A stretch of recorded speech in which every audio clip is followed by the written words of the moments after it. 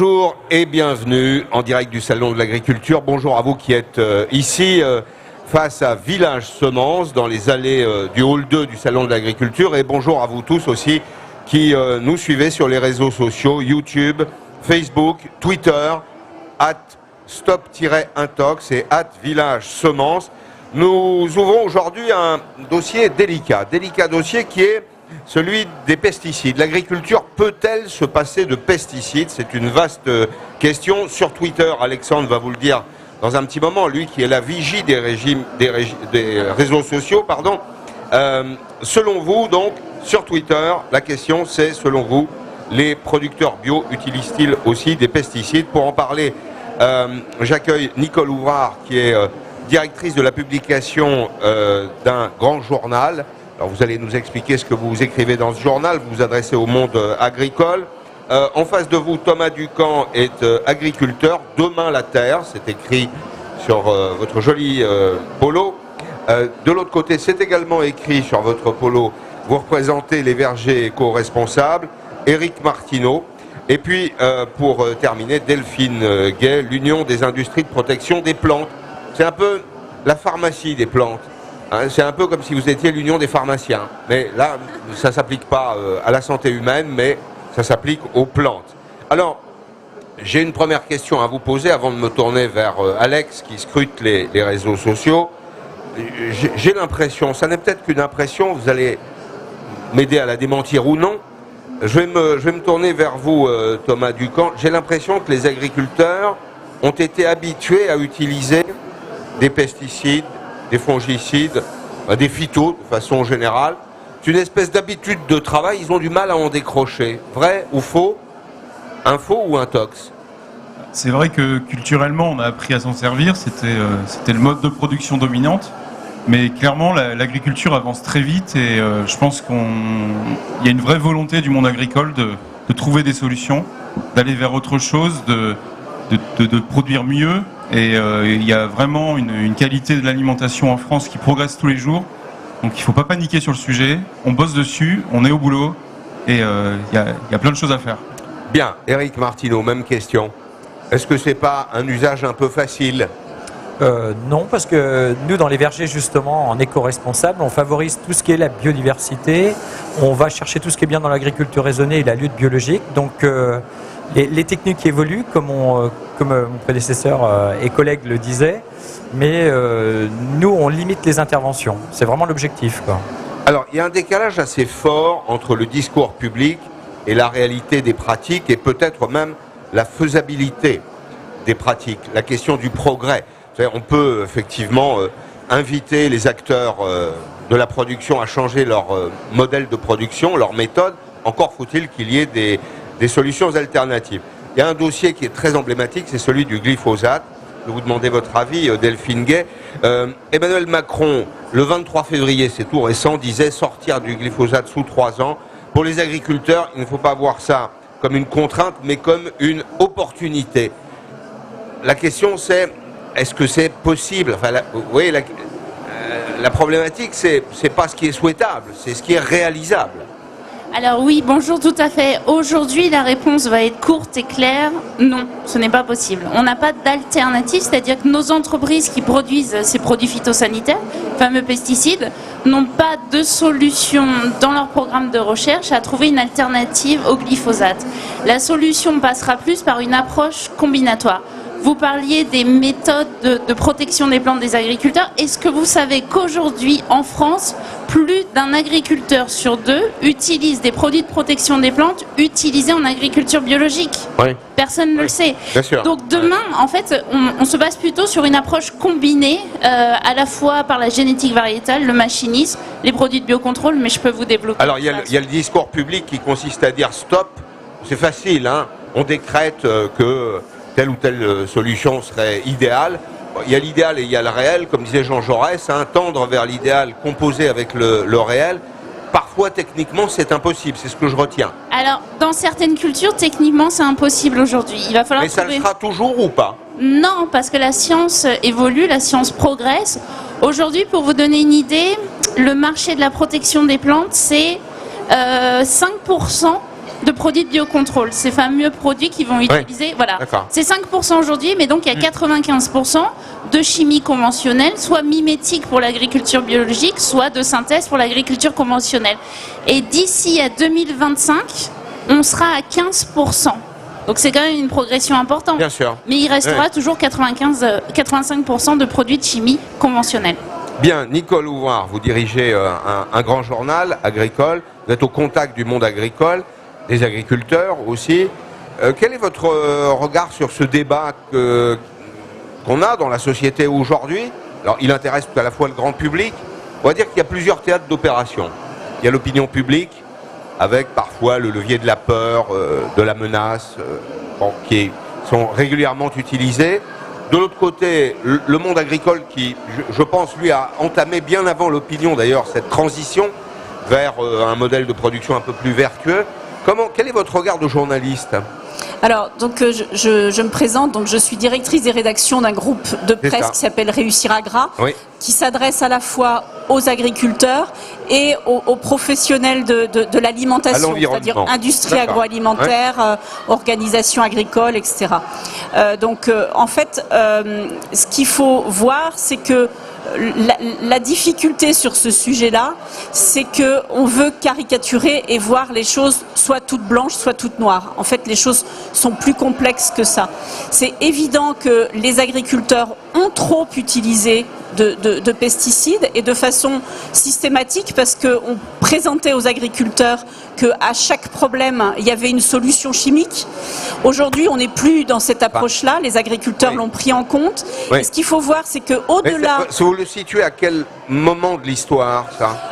Moi, je pense que c'est dans les années 90, on était encore dans cette approche solution facile de la chimie.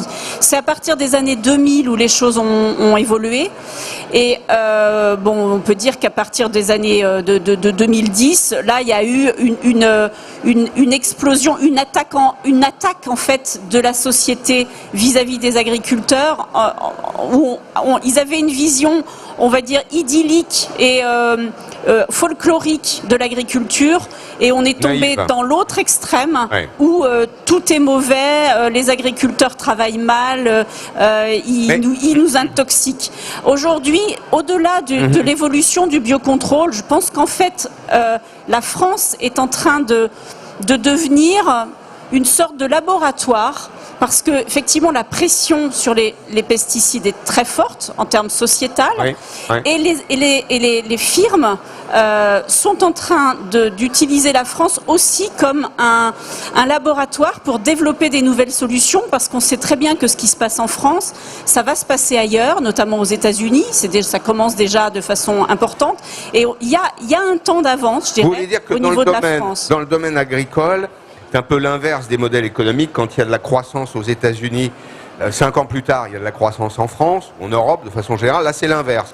Je pense qu'effectivement, il y a une sensibilité qui est quand même très importante sur les questions pesticides, aussi OGM, mais quelquefois OGM et pesticides, le dossier est pris dans son ensemble. Il y a un peu de confusion, oui. Voilà, exactement. Et aujourd'hui, on sent bien que les firmes sont très impliquées sur ce dossier du biocontrôle. Mais au-delà de ça, il y a aussi la partie mécanisation. Et là, c'est pareil, pendant de très longues années, les grandes sociétés qui développent du matériel agricole n'ont pas fait de recherche en fait sur des solutions alternatives aux produits phytosanitaires. C'était un peu la question, je voulais vous poser cette question qui est un peu le fil logique.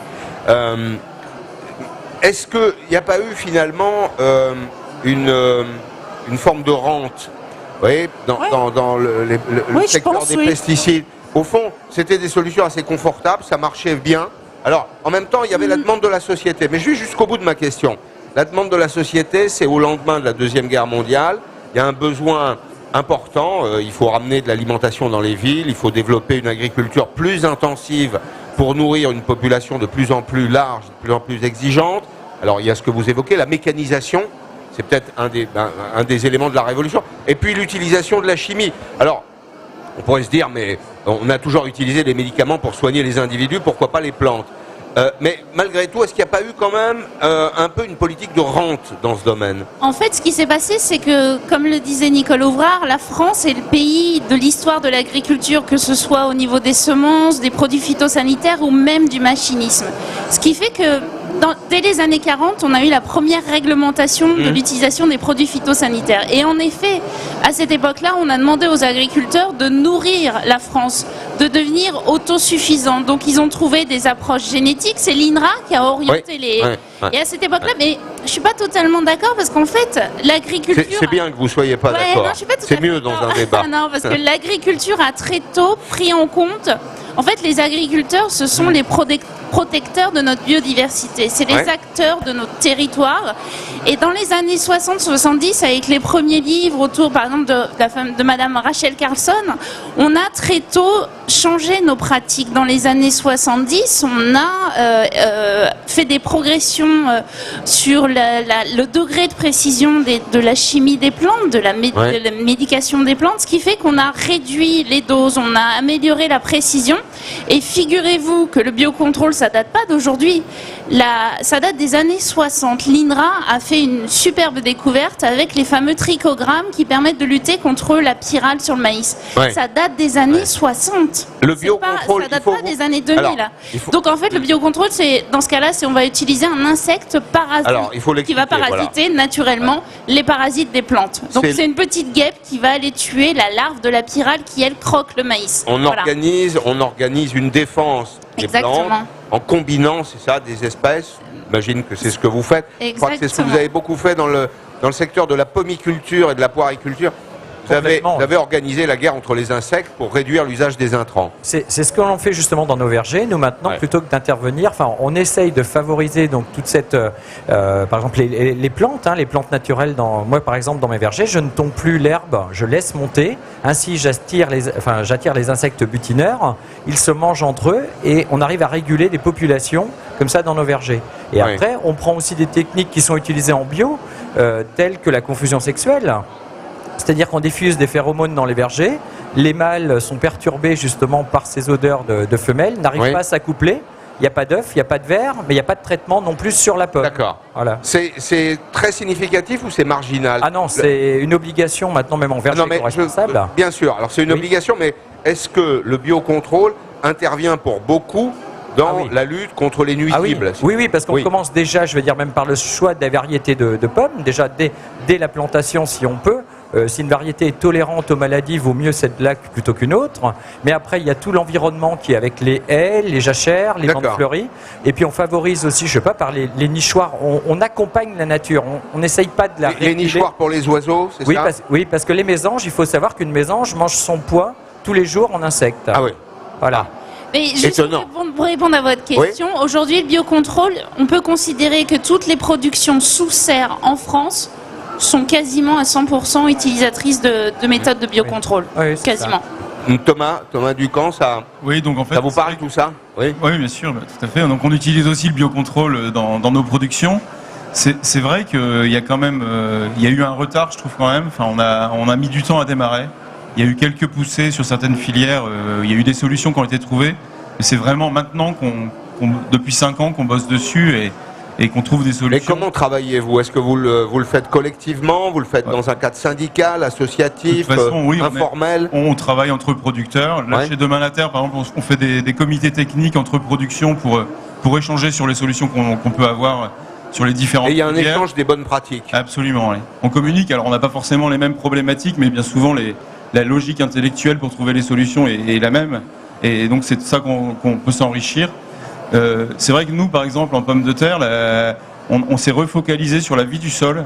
Parce qu'en fait, comment lutter contre l'utilisation des phytos, enfin comment limiter l'utilisation des phytos de synthèse.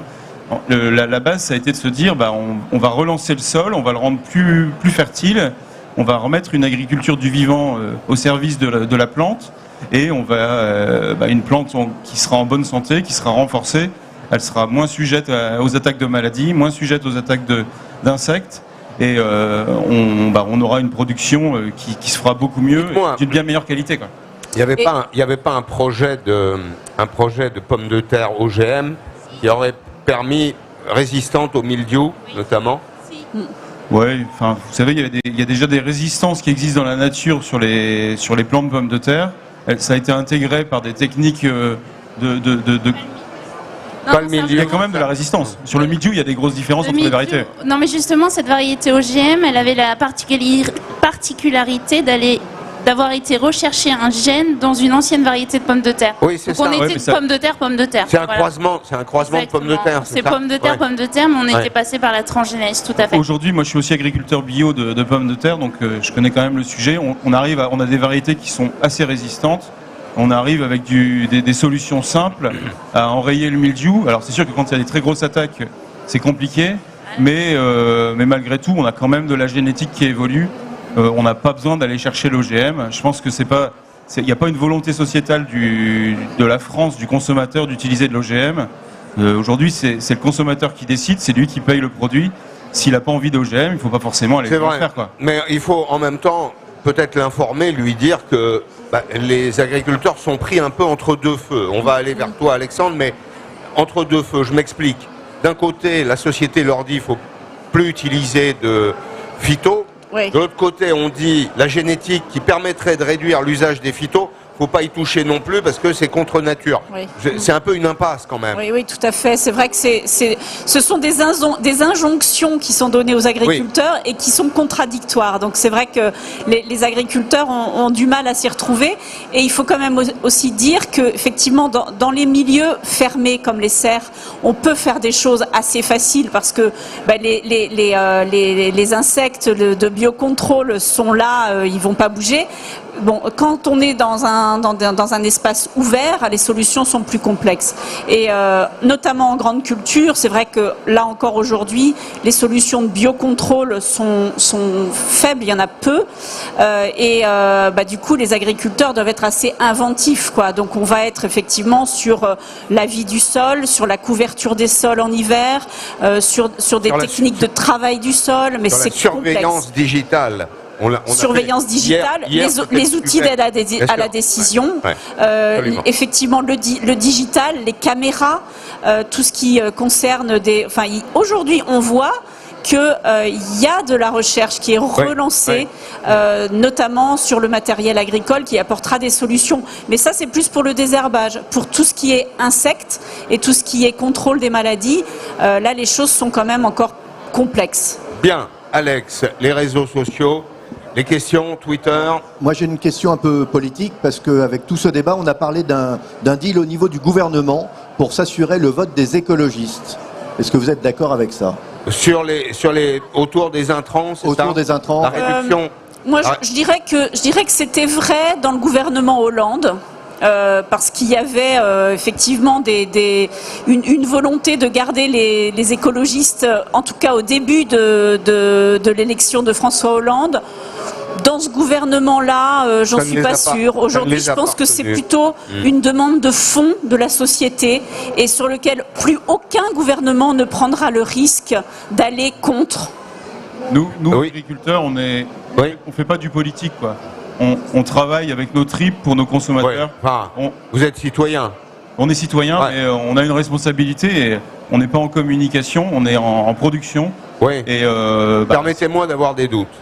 Vous, à titre personnel. Oui, moi à titre personnel, D'accord. je suis pas tout seul à titre personnel. On est quand même nombreux. Il y a quand même une lame de fond et.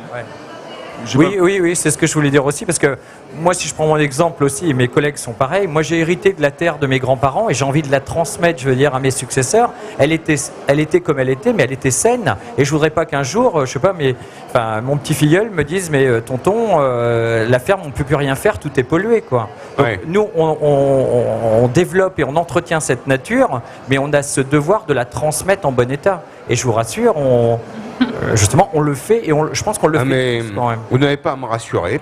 Je le suis. Tant mieux. J'ai aucun doute Alors, sur les pratiques. Juste d'ailleurs. pour répondre en un mot, je pense qu'aujourd'hui, je ne parlerai pas de deal, il y a juste un sujet qui est devenu vraiment politique et plus du tout scientifique, c'est juste le sujet du glyphosate. Oui, Ça reste. c'est clair. C'est le point. C'est clair. Le point de focalisation, Oui. c'est ça? Ouais, ouais. C'est Selon- vraiment le point de selon vous focalisation et qui est politique et qui n'est pas un problème sanitaire ni scientifique, c'est vraiment un enjeu politique. Mais quand- Voilà, ça je crois qu'on est tous d'accord. Moi, Bien. Tout à fait. Autre non, mais je question, pense qu'on Alexandre. n'utilise pas de glyphosate ou très peu, quoi. Oui. Vous, avec En votre verger, méthode de c'est production, pareil. vous en utilisez Thomas pas. Ducamp. Ouais. Moi, en agriculture du vivant, sur de la pomme de terre, on a des moyens de détruire les couverts. On met en place des idées, on met en place des choses pour sortir de ça. Enfin, Mais vous ne Faut- faites pas la- que de la pomme de terre. Vous non, avez un. je fais pas que de la pomme de terre, mais quand je sème un blé derrière une pomme de terre, j'ai pas besoin de glyphosate. Quand voilà, enfin, je veux dire, on a des façons de détruire les couverts aujourd'hui. Enfin voilà, il y a des nouvelles pratiques qui sont en place et on utilise des toutes petites doses quand on a vraiment besoin, mais c'est vraiment pas la solution majoritaire, quoi. Expliquez un peu comment ça se passe, parce que je suis sûr que parmi ceux qui nous suivent, tous n'ont pas votre expertise.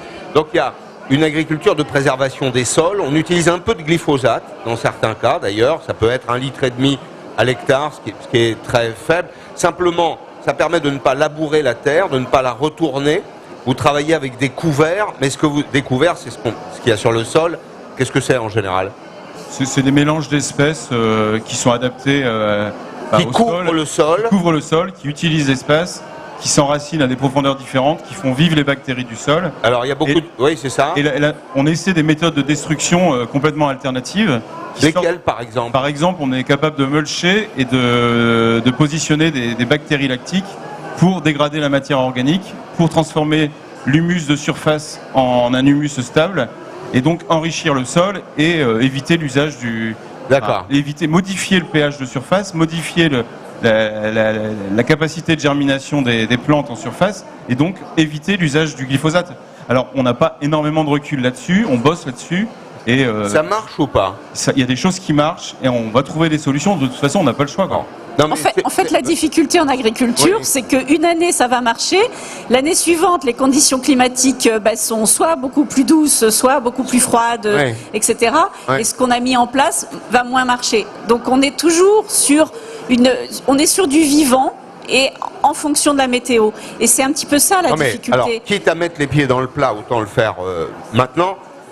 Est-ce que c'est pas plus sûr pour vous, parce qu'il y a quand même un enjeu économique au fond, c'est un enjeu de production, de valeur, il faut que vous puissiez gagner votre vie, à défaut il n'y a plus de production. Est-ce que ce serait pas plus sûr de se dire, ben voilà, on va faire un compromis, 1,5 litre de glyphosate à l'hectare, c'est peut-être pas un crime. Non, mais je sais pas, mais est-ce que ce serait pas plus sûr en attendant qu'on ait trouvé une solution qui soit, comme vous la décrivez, Nicole, une solution un peu universelle, qui s'impose partout et en tout temps? Alors, juste pour faire un petit rappel réglementaire, aujourd'hui, les doses sont homologuées à une certaine quantité à l'hectare, c'est-à-dire par substance active, par produit. C'est-à-dire qu'un agriculteur, déjà, il a une formation, il a un certificat. Ouais. Il ne peut pas acheter 150 litres de glyphosate, il a 50 mètres carrés. Vous voyez ce que je veux dire? C'est quoi? C'est 6 litres Non, c'est quoi? 3 Alors, litres j'ai pas 3 la litres, 6 dose litres exacte Semble que en c'est 6. tête, mais en tout cas, ils ne peuvent pas acheter plus de quantité de produits phyto, c'est lié à leur surface. Donc déjà, pour répondre à votre question, c'est pas possible. Il ne peut pas doubler les doses parce qu'il a envie de doubler Mais les doses. c'était pas ma question. Ma remarque, c'était de dire, c'était est-ce que ce contraire. serait pas plus sûr d'en utiliser un minimum, comme c'est fait dans l'agriculture Du préventif. de préservation des sols? D'accord. Il y a des avantages. On ne va pas labourer. Alors, ça veut dire qu'il n'y a pas de passage mécanique. Ça veut dire que on ne va pas dépenser 280 litres de gasoil à l'hectare, parce que c'est ça, en réalité. Donc, on y gagne d'un côté, on y perd peut-être un peu de l'autre, mais en tout cas, en termes d'évaluation des risques, c'est peut-être plus sûr, finalement, à ce jour, d'utiliser à minima ce produit.